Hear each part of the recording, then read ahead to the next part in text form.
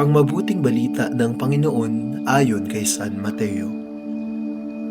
Noong panahong iyon, sinabi ni Jesus sa kanyang mga alagad, "Sa pananalangin niyo'y huwag kayong gagamit ng napakaraming salita, gaya ng ginagawa ng mga hentil.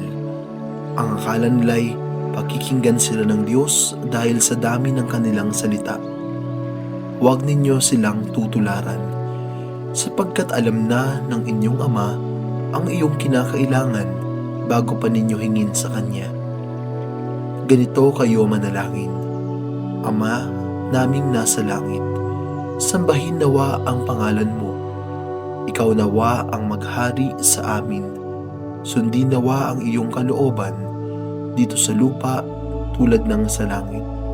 Bigyan mo kami ng pagkaing kailangan namin sa araw na ito, at patawarin mo kami sa aming mga kasalanan, tulad ng aming pagpapatawad sa mga nagkakasala sa amin.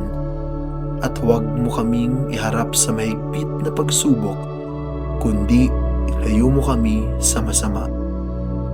Sapagkat iyo ang kaharian at ang kapangyarihan at ang kapurihan magpakailanman. Amen. Sapagkat kung pinatatawad ninyo ang mga nagkakasala sa inyo, patatawarin din kayo ng inyong Amang nasa langit. Ngunit kung hindi ninyo pinatatawad ang mga nagkakasala sa inyo, hindi rin kayo patatawarin ng inyong Ama." Ang mabuting balita ng Panginoon. Pinupuri ka namin, Panginoong Jesucristo.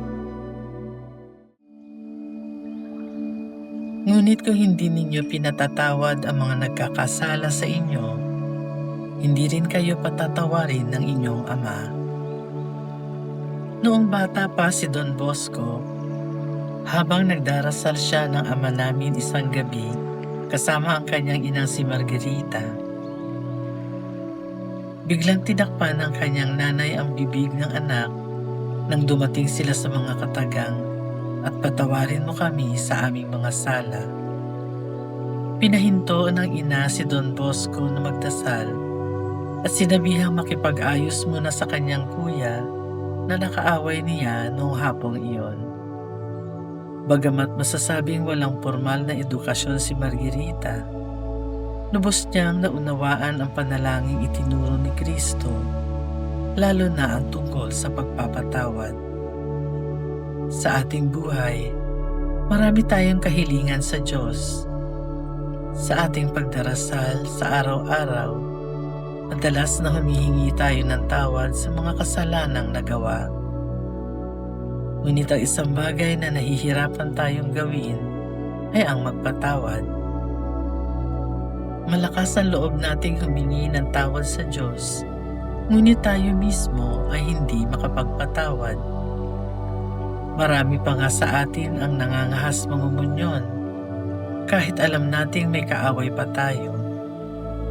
Sana, bago natin dasalin ang Ama namin, suriin natin ang ating mga puso kung nakapagpatawad na ba tayo. Balikan ang lahat ng tao na nakasakit sa iyo at patawarin sila.